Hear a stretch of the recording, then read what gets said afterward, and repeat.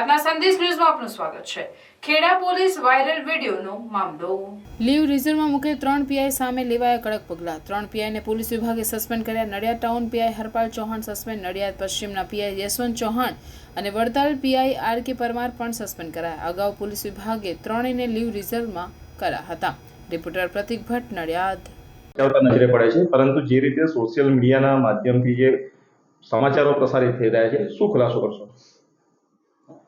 જે video viral થઈ રહ્યો છે એને ખૂબ ગંભીરતાથી લઈ અને તપાસ કરવામાં આવી રહી છે અને તાત્કાલિક જે ત્રણેય પીઆઈ છે એ ત્રણેય પીઆઈને લીવ રિઝર્વમાં કંટ્રોલ રૂમમાં એમની ટ્રાન્સફર કરી દેવામાં આવેલી।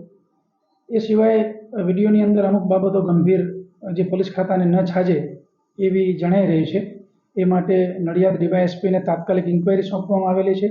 ઇન્ક્વાયરીનો અહેવાલ આવી આગળના પગલાં પણ લેવામાં આવશે અને હાલ આ ઘટનાને ખૂબ જ ગંભીરતાથી લઈ જે ત્રણેય અધિકારીઓ છે, નડિયાદ ટાઉન પીઆઈ, નડિયાદ પશ્ચિમ પીઆઈ અને વડતાલ પીઆઈ, ત્રણેયને સસ્પેન્ડ કરવામાં આવ્યા છે। ઘટના ક્યારની છે, કોઈ ખુલાસો થયો છે? એ આજે જ ડીવાયએસપીને તપાસ આપી દેવામાં આવેલી છે। ડિટેલમાં તપાસ થશે, કઈ જગ્યાની છે, કોણ કોણ હતા, અન્ય જે કંઈ પુરાવા મેળવવાના થતા હોય પ્રાથમિક તપાસના કામે, તમામ બાબતો ખૂબ ગંભીરતાથી લેવામાં આવશે અને પ્રાથમિક તપાસના અહેવાલને આધારે આગળની કાર્યવાહી થશે।